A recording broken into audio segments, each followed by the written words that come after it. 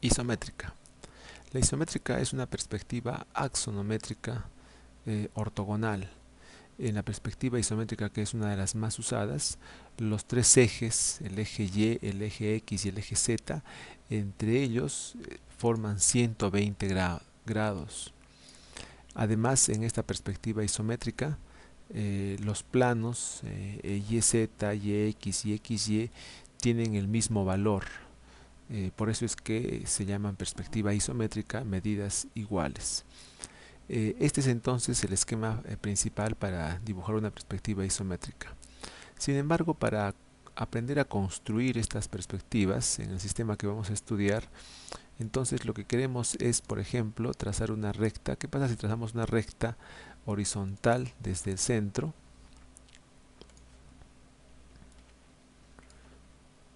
como esta que tenemos acá, y prolongamos un poco estos ejes,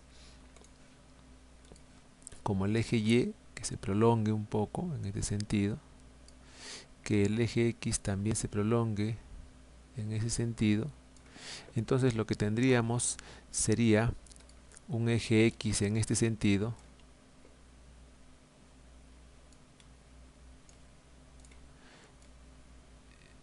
y un eje Y también por este lado. Además, el ángulo que forman estos ejes nuevos X y Y con la línea horizontal sería tan solo 30 grados. Esto en realidad es más útil entonces para nuestra construcción. Podríamos, digamos, eliminar esto para no confundirnos y para ahora en adelante recordar este esquema: eje X a la derecha, eje Y a la izquierda, Z siempre verticales, y estos 30 grados se logran usando el cartabón. Muy bien, entonces comencemos a dibujar nuestra primera perspectiva isométrica. Si nos dan las tres vistas de un objeto, como este, frontal, superior y lateral izquierda, entonces lo primero que se debe hacer es trazar una recta horizontal y con el cartabón las líneas a 30 grados. También debemos recordar que este es nuestro eje X, que el eje Y es este y que el eje Z es este vertical. Y en cuanto a nuestras vistas diédricas, también debemos darnos cuenta que existe acá un eje X, sería este. eh, Vamos a ponerle X de una vez. Tenemos que también existe un eje Y vertical, que sería este, y los ejes Z, el eje Z se apreciaría exclusivamente en la vista frontal o probablemente en una vista lateral izquierda. Vamos a colocarle acá entonces que este es nuestro eje y que estos son nuestros ejes Z. Una vez dicho eso, entonces uno comienza a dibujar. Por ejemplo, uno mira que en la vista esta medida es 5 unidades, entonces uno tiene que trazar con 5 unidades una línea en el eje X. Tenemos aquí entonces una recta que está formando 30 grados con el eje horizontal, y esa recta mide 5 unidades. Vamos a colocarle acá. En el eje Y vamos entonces a dibujar una recta que mida 4 unidades. Una vez que hemos trazado estos dos, el eje X y el eje Y, trazamos rectas paralelas. Eso ya hemos aprendido a usar los instrumentos respectivos. Vamos a trazar las rectas paralelas.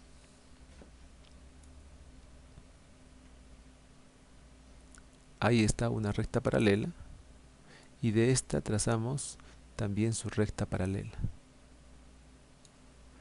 De tal forma que dibujamos, como uno dibujase en el piso, este rectángulo de 5 por 4.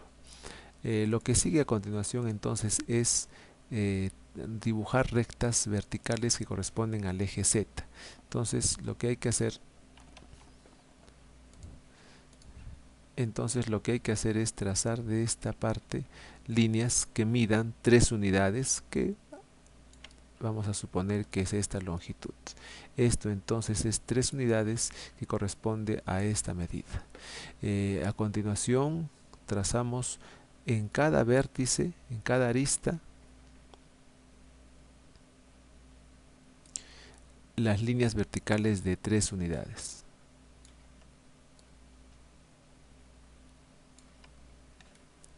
Cuando hemos hecho esto, entonces lo que corresponde es trazar y cerrar la caja correspondiente, es decir, acá debe estar formándose una caja. Cuando hemos terminado de hacer esto, entonces tenemos que terminar de ver bien las tres vistas en su conjunto y relacionarlas para darnos cuenta que superiormente hay un rectángulo, frontalmente acá hay un rectángulo y este lado sería el lateral izquierdo, que es un rectángulo. No se olvide uno de, si está haciendo a lápiz, de valorizar, de terminar de responder, digamos, a esta respuesta con un lápiz HB que resalte, ¿no es cierto?, la respuesta final de nuestro objeto, como lo estoy haciendo yo, por ejemplo, con este color azul. También tiene que dibujarse las líneas discontinuas. Recuerde que todo esto que está en rojo está hecho con un lápiz muy duro como el lápiz 6H, y uno tiene que ahora dibujar las líneas discontinuas, que sería lo que existe pero que el mismo volumen me está ocultando. Pasemos a dibujar otra perspectiva isométrica en la cual, como se muestra ahora, tiene algo nuevo que mostrar. Entonces, una vez más, comenzamos a trazar nuestras rectas. Entonces acá yo tendría que trazar una recta de 4 unidades, porque así lo manda la vista superior de la vista, de la vista diédrica. Por este lado debo trazar 5 unidades. Inmediatamente después trazo rectas paralelas como esta. Luego tengo que trazar las líneas en Z, y Z me dice el dibujo que son 4 unidades, entonces debo subir 4 unidades, que vamos a suponer que esas aproximadamente ahí. Estos son esquemas nada más, y eso se repite en cada esquina de nuestro rectángulo. Una vez levantadas esas, debemos proseguir a cerrando la caja, uniendo esto de esta forma. Todas son rectas paralelas unas con las otras. Una vez que se ha dibujado la caja, entonces uno tiene que terminar de relacionar esto, ver que por acá, por ejemplo, acá hay a 1 metro, ese metro, esta línea está relacionada con esto que está frontalmente acá. Entonces yo lo que debo hacer es medir 1 metro y trazar una recta a 1 metro de distancia. Por ejemplo, digamos que 1 metro sea ahí. Y entonces termino de revisar las vistas y aprecio que esto debe unirse con estas esquinas. Estas líneas, por ejemplo, que acabo de dibujar, no tienen la misma medida que el objeto acá, porque en una perspectiva isométrica lo que está en X, en Y y en Z sí están en su verdadera magnitud, mientras lo que está en otras direcciones están con las medidas distorsionadas. Esta es la perspectiva isométrica. Lo que se debe hacer a continuación es terminar de darle un valor a este objeto. También tenemos que dibujar lo oculto. Quiero recordarles que se hace una retroalimentación, un feedback, es decir, esta es mi vista frontal. Entonces yo debo ver que esto frontalmente se aprecie. Esta es mi vista superior. Entonces debo ver que superiormente pase esto, y esta es mi vista lateral izquierda, que es esta, y entonces una vez que yo compruebo, puedo yo mismo darme cuenta que este objeto está bien dibujado. Sigamos, un objeto más. Tenemos este objeto y entonces podemos comenzar a trazar de manera un poco más rápida las primeras líneas. Es decir, en el eje X tengo que poner no 4.24, sino tengo que colocar 6 unidades. Es decir, que cuando me den un objeto que no sea rectangular, lo que yo tengo que hacer es convertirlo en un objeto rectangular. Es decir, yo tengo que trazar estas líneas mentalmente o virtualmente y dibujar ese rectángulo, es decir, un rectángulo de 6 por 3. Entonces a continuación yo dibujo 6 unidades por acá y 3 unidades por acá.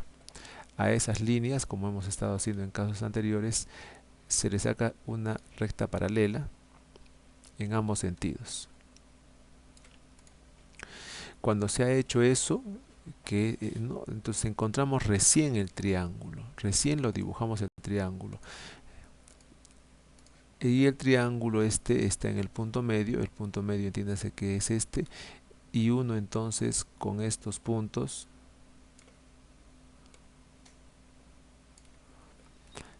este triángulo, ¿no es cierto?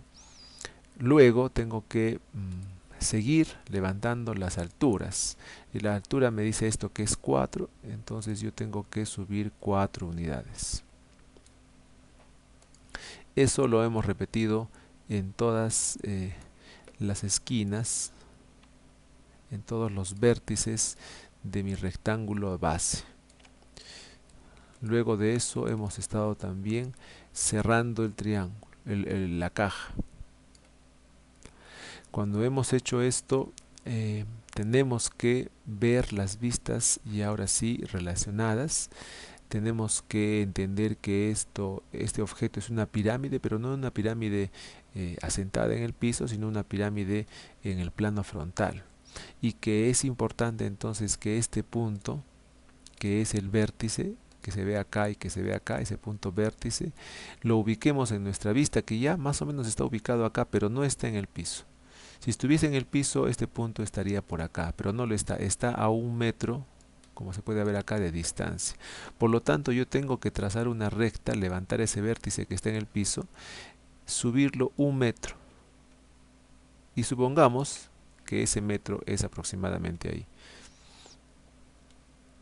Entonces, ese punto vértice tendría que yo unirlo con estas 4 esquinas. Con esta y esta y esta.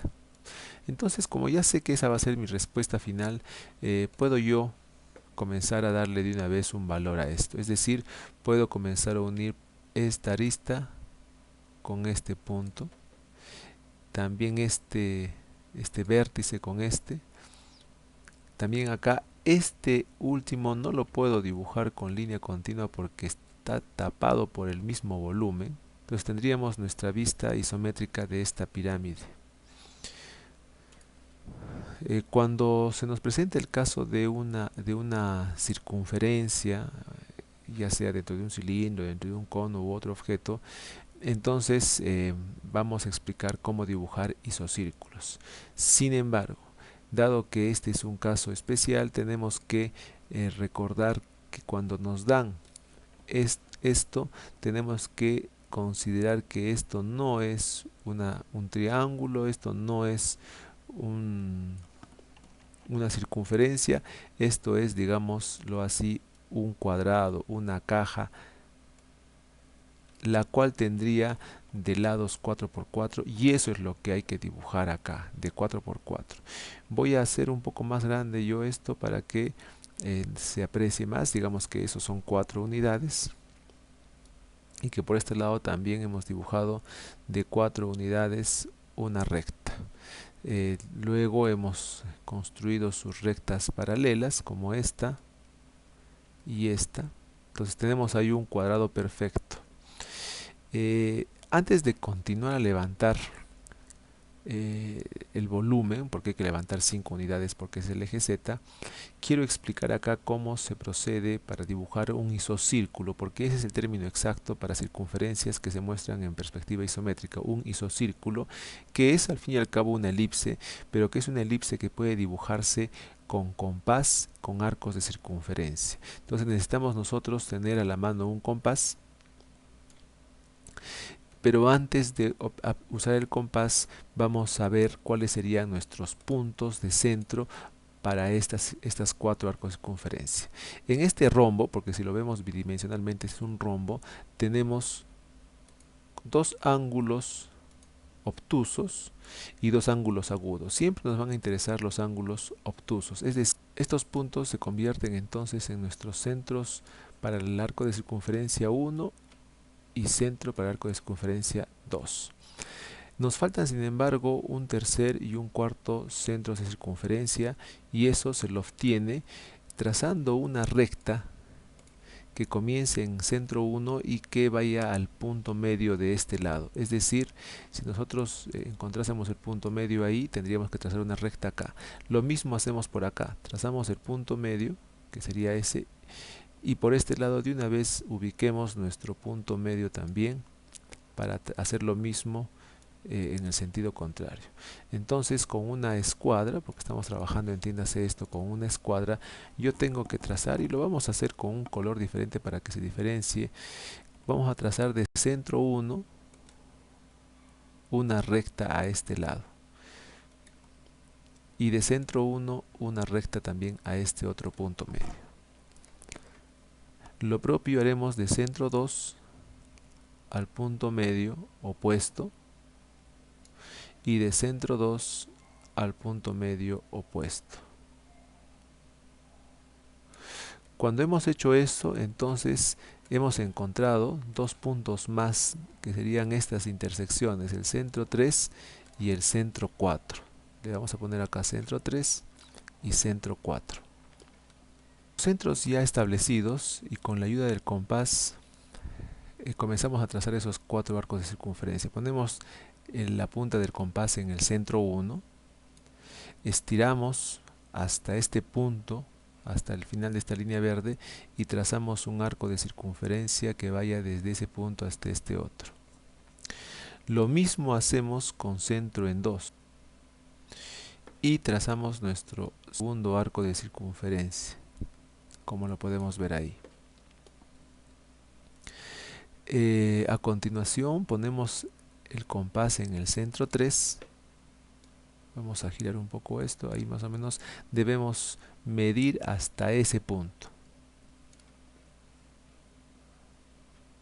y trazar centro en 3, entonces este arco de circunferencia, y hacemos lo propio con centro en 4.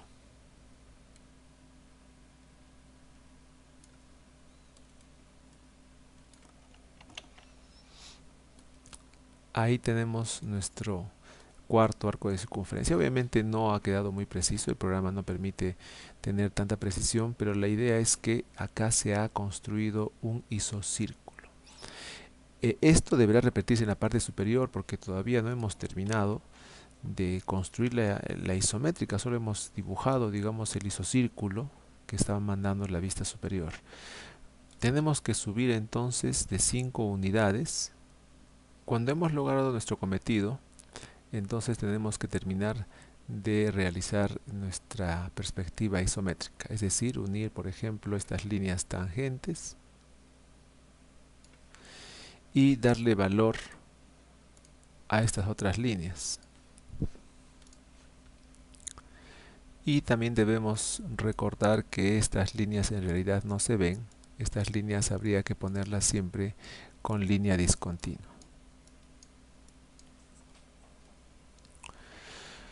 Finalmente, un caso más, y de paso que repasamos el isocírculo, si nos dice en este caso, en el que, bueno, en la vista superior esto no tiene mucha distorsión, procedemos de la forma ya aprendida. Muy bien, tenemos entonces nuestra caja, y una vez que la tenemos, nos podemos dar cuenta que en la vista frontal aparece el isocírculo, o la media circunferencia, el medio isocírculo, y no podemos construir nuestro isocírculo o medio isocírculo si no está completo el cuadrado.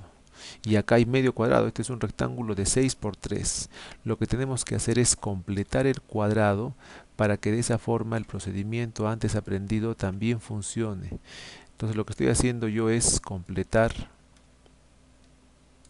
este cuadrado para dentro de él aplicar el método.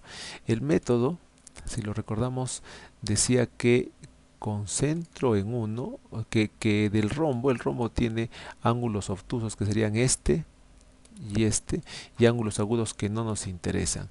Estos ángulos obtusos, estas vértices se convierten en los centros 1 y 2. Y para encontrar los vértices 2 y 3, vamos a trazar entonces rectas verdes que nazcan en el centro 2 y que vayan exactamente al punto medio del otro lado, por ejemplo aquí, y que se vaya acá al punto medio. Este punto medio, no lo dije antes, además tiene la cualidad de formar 90 grados con ese lado opuesto. Entonces trazamos acá a nuestro punto medio, que es este, y trazamos de acá a nuestro punto medio, que aproximadamente debe ser este. Cuando hemos logrado eso, obtenemos estos otros dos puntos, que serían los puntos 3, los centros para el punto 3 y para el punto 4. Con la ayuda del compás, a continuación entonces procedemos a hacer lo mismo que hicimos antes. Y abrimos el compás hasta este punto, trazamos nuestro primer arco. Entiéndase que es ese mismo arco el que vamos a usar para el centro 2. Y trazamos nuestro otro arco. Debemos colocar la punta del compás en 4. Acá me doy cuenta, por ejemplo, que hay una imprecisión. Bueno, vamos a tratar de corregir esa imprecisión. La idea es que si lo hacemos muy preciso, el compás debería estar exactamente en el punto número 4. Y del mismo modo, hacemos lo mismo con centro en 3. Y hemos dibujado entonces nuestro isocírculo, pero en realidad no lo necesitábamos completo, necesitábamos solo la mitad. Ahora lo que debemos hacer es repetir el procedimiento para la parte posterior. Yo solo estoy copiando lo que me interesa. Y procedemos entonces a darle un valor a todo lo visible, que serían, por ejemplo, estas líneas. Y terminar de valorizar esto. Esta sería entonces nuestra respuesta final de este último objeto visto en perspectiva isométrica.